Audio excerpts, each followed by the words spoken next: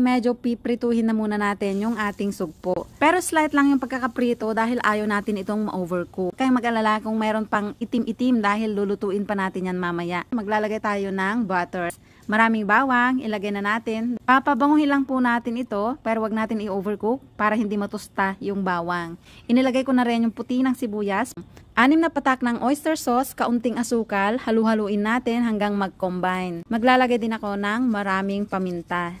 Okay na yung ating sauce at ibabalik ko na yung hipon. At para lalong sumarap, maglalagay din po tayo ng seasoning. Haluin nating mabuti pero dahan-dahan lang para hindi madurog yung ating hipon. Kapag na-coat na ng sauce yung mga hipon natin, maglalagay na po tayo ng green onions. At sundan naman natin ng maraming cheese. Eden cheese lang yung gamit ko ngayon dahil yun lang yung available. Haluin natin ng bahagya at pwede na nating ilagay sa ating serving plate. Sana po ay masubukan nyo ang recipe na ito and let me know kung nagustuhan nyo rin.